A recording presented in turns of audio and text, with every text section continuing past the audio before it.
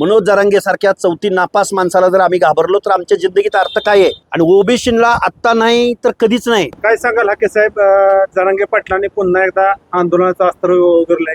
हे आंदोलन फक्त आरक्षण, शिक्षण, नोकऱ्या, लेकरं बाळ असं नाहीये. हे त्याची जी लढाई आहे पश्चिम महाराष्ट्रामध्ये येऊन समाजामध्ये तेढ निर्माण करायची आणि ज्या लोकांची गणितं हुकलेत त्यांचा जो कोणी राजकीय त्याला फिडिंग करणारा माणूस आहे त्या माणसाच्या तालावर नाचणारा हा माणूस आहे.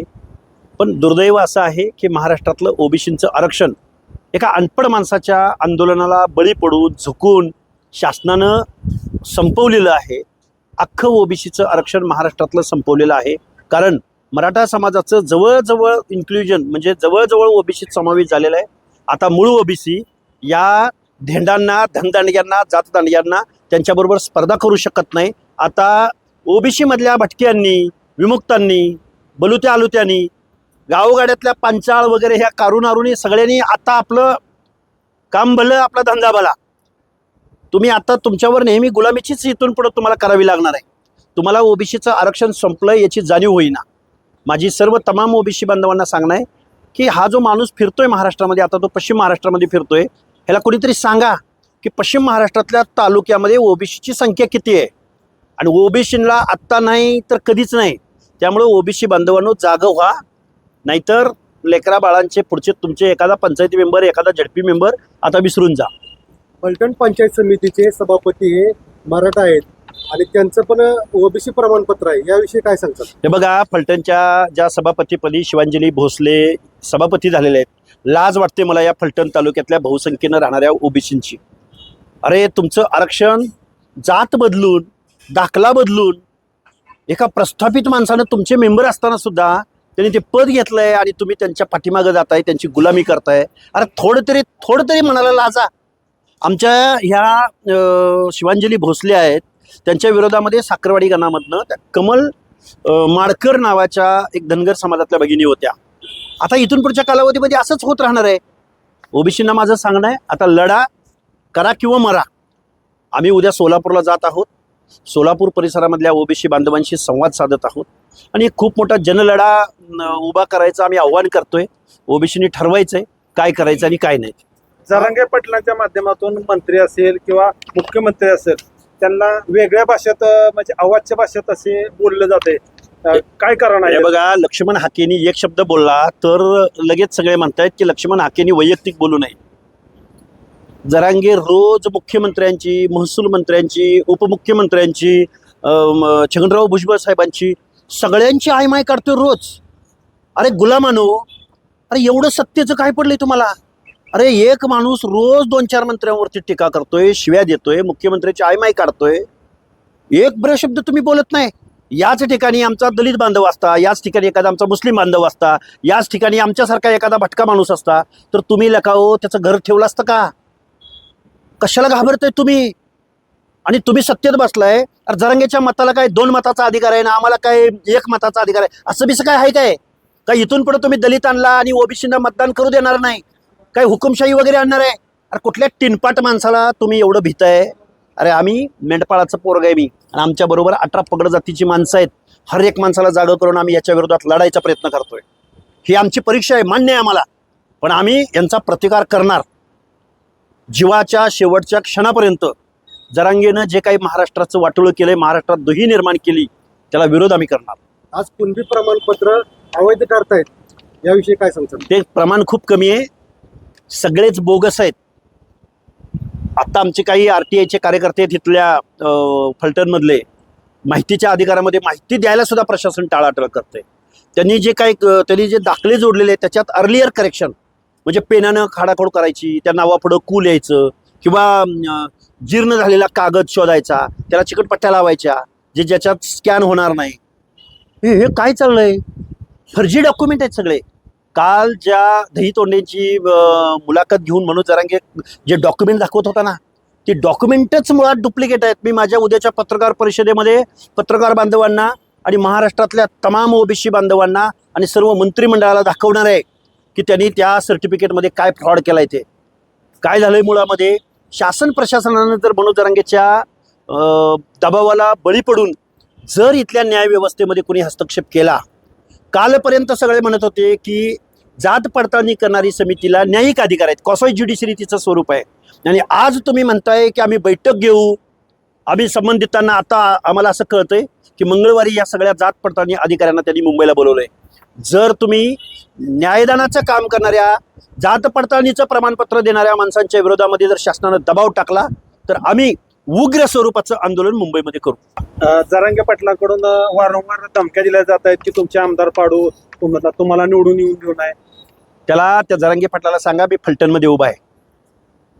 माकडा म्हणावं, फलटणमध्ये ओबीसीची संख्या किती आहे, त्या सगळ्या लोकांनी जर ठरवलं, तुला जे पाठिंबा देत आहेत ना, तुझी आंदोलनं करतायत ना, अख्खे काय नाहीत, हा जरांगे पाटील बुडवेल. अरे फलटणला जा, पारगाव खंडाळ्याला जा, वाईला जा, मानखटावला जा. आमची संख्या आजपर्यंत तुम्ही आम्हाला कळू दिली नाही. आमच्या बोकांडी बसून आमचे हक्क अधिकार, आमचं राजकारण, आमच्या सगळ्या सुविधा महाराष्ट्राची तिजोरी ताब्यात घेता, तिच्यावर दरोडा घालता, आणि पुन्हा गोरगरिबांचं, सामाजिकदृष्ट्या मागासांचं आरक्षण, जात. अरे लाज वाटली पाहिजे रे. ही कोण सभापती आहे? काय सोशल डिस्क्रिमिनेशन झालं या सभापतीचं? या आमच्या बलुत्या आलुत्यामधला कुठला व्यवसाय केला या सभापतींनी? कुठला सामाजिक दुजाभाव तुमच्या कुटुंबाबाबत झाला की तुम्हाला कुणबी सर्टिफिकेट काढून तुम्ही ओबीसीचं आरक्षण खाताय? अरे कशाला जात बदलू? जात बदलू लोक आहे तुम्ही, जात बदलू. गोरगरिबांच्या झोपडीत यांचा जो सत्तेचा मदमस्त हत्ती घुसवतायत, हे काय सांगावं, किती सांगावं. सातारा जिल्हा परिषदेचे अध्यक्षपद मागासवर्गीय ओबीसी मागासवर्गीय महिला असताना देखील त्या ठिकाणी आमदार महेश शिंदे यांच्या पत्नीनं अध्यक्ष भूषवलेलं आहे. हेच सांगतोय महाराष्ट्राला आम्ही ओरडून की तुमच्या प्रत्येकाच्या घरातला जिल्हा परिषद अध्यक्ष नाही होणार. तुमच्या समूहाचा, 1,00,000-2 लाख समूहाचं लोकसंख्येचं प्रतिनिधित्व करणारा ओबीसीचा तिथं जिल्हा परिषद अध्यक्ष व्हायला हवा होता. शिंदेंना 11 वाजता सर्टिफिकेट मिळतं आणि 1:30-2 वाजता ते अध्यक्ष होतात. हा कुठला न्याय आहे मुख्यमंत्री महोदय? अहो, आमच्यासारख्या भटक्या विमुक्तांना जर एखाद्या दाखल्याला ॲप्लिकेशन दिलं तर 6-6 महिने चपला तुटोपर्यंत आम्हाला त्या कास्ट स्क्रुटिनीपर्यंत आणि कास्ट सर्टिफिकेट इश्यू करणाऱ्या संस्थेपर्यंत जावं लागतं. आणि तुम्ही धनदान या लोकांना, जातदान या लोकांना तुम्ही 2 तासात सर्टिफिकेट देताय. हे आम्हाला कळलेलं नाही. महाराष्ट्रामध्ये सामाजिक न्याय राहिलेला नाही. दीनदलितांचा, ओबीसींचा, भटक्यांचा, SC ST VJNTचा वाली कोण राहिलेला नाही. ही नाइंसाफी आहे आणि आमच्या बाजूने कोणीही बोलायला तयार नाही. मनोज जरांगेला सरकार घाबरतंय का? ते घाबरतंय का, घाबरावं का नाही घाबरावं ते सरकारने ठरवावं. आम्ही मात्र अजिबात घाबरत नाही. आम्ही आमच्यावर दगड टाका, लाट्या टाका, गोळ्या घाला, आम्ही मनोज जरांगे सारख्या माणसाला घाबरायचं कारण नाही. आणि जर आम्ही जर मनोज जरांगेला घाबरलो तर कपाळ करंटे आम्हीच. मनोज जरांगे सारख्या चौथी नापास माणसाला जर आम्ही घाबरलो तर आमच्या जिंदगीचा अर्थ काय आहे? डॉक्टर बाबासाहेब आंबेडकरांना सुद्धा विरोध केला इथल्या व्यवस्थेनं, महात्मा ज्योतिराव फुलेंना विरोध केला, सावित्रीमाईंना विरोध केला. आमच्यासारखी माणसं कोण? काय झालंय? हे ज्यावेळी मनोज जरांगे सिलेक्टिव्ह माणसांची नावं काढतो, मराठा समाजाच्या व्यतिरिक्त जो मंत्री त्याच्या तावडीत घावेल त्याच्या शारीरिक व्यंग्यावरनं बोलतो, त्यांच्या अवयवावरनं बोलतो, ते दिसतात कसे यावरनं बोलतो. हा काय मदनाचा पुतळा आहे वय? दुसऱ्यांना म्हणतो शिल्पचित्रण, अजेंडा वेरोळून काय काय काय काय दाखव. तू कोण आहे रे?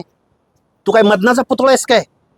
आता तुझ्या शारीरिक व्यंग्यावर बोलायचं म्हटलं तर महाराष्ट्र त्याच्यावर करमणूक होईल. महाराष्ट्रामध्ये काय बोलतोय काय नाही बोलत, या माणसाला फक्त मीडियाचा फोकस आपल्या चेहऱ्यावरती हवाय. आज चौथी नापास असणाऱ्या व्यक्तीला एवढा पाठिंबा कशामुळे? पाठिंबा मिळतोय आडांचोट मागणीमुळे मिळतोय. झुंडशाही करून लाखाचा मोर्चा काढून जर आरक्षण घेता येत असतं तर मग गावगाड्यातला एकच घर असलेला कुंभाराचा माणूस तो मोर्चा काढू शकत नाही. मग काय त्याचं आरक्षण काढून घेणार काय? डॉक्टर बाबासाहेब आंबेडकरांच्या घटनेबरोबर, संविधानाबरोबर हा द्रोह आहे. बाबासाहेबांनी या भारतामधल्या व्यवस्थेमधल्या हर एक माणसाच्या हिताचं, हक्काचं संरक्षण त्या संविधानात केलंय. मग बळी तो कानपिळी अशा पद्धतीने जर सुरू झालं, नको आम्हाला, मग नाही राहायचं आम्हाला, घ्या, घेऊन टाका सगळं आरक्षण, द्या ओबीसीना आम्हाला वेगळं राज्य द्या. काय चाललंय नक्की? हे प्रत्येक माणसाच्या हिताचं संरक्षण हे संविधान करतंय. त्यामुळे कुणीतरी 50,000चा मोर्चा काढला लाडाच्या भाषेत, त्या प्रसाद लाडच्या भाषेत. एखाद्यानं मोर्चा काढला म्हणजे त्याला तुम्ही आरक्षण देणार का? आणि एखादा मोर्चा काढू शकत नाही, दलित अल्पसंख्याक माणूस मोर्चा नाही काढू शकत, मग त्याचं तुम्ही काढून घेणार? हा कुठला न्याय? आज अनेक सभापती, पलटणचे सभापती हे रिजेक्ट होण्यासाठी प्रयत्न होणार का पलटणमध्ये? करणार आम्ही. त्यांना मॉरल ग्राउंडवर राजीनामा द्यायला लावू. जरी आमची माणसं त्यांच्या अपोजिटमध्ये पराभूत झालेल्या माणसांनी खरं तर न्यायालयात जायला पाहिजे. पण काही माणसं लढतायत, आम्ही त्यांना सपोर्ट करू. आपण ओबीसी जनता पार्टीची पाठिंबा घोषणा केली होती. होईल, थोडंसं time, wait and watch. Registration आहे, बाकी सगळ्या गोष्टी आहेत, देणार ना आम्ही. अरे आम्ही फुले शाहू आंबेडकरांचं वारं प्यालेली माणसं आहोत. आम्ही कुणाच्या दगड्यांना, लाट्यांना, काट्यांना, कारखान्यांना आम्ही घाबरणारे नाही आहोत. तो काळ गेला घाबरायचा. कोणतरी पाटील आला म्हणून गाव सगळं गोळा व्हायचं, गेला जमाना तो. आमच्याही पोरांना आता कळतंय. त्यामुळे आम्ही नाही सुट्टी देणार इथून पुढच्या काळात. जिसकी संख्या जितनी भारी उसकी उतनी सत्ता में भागीदार.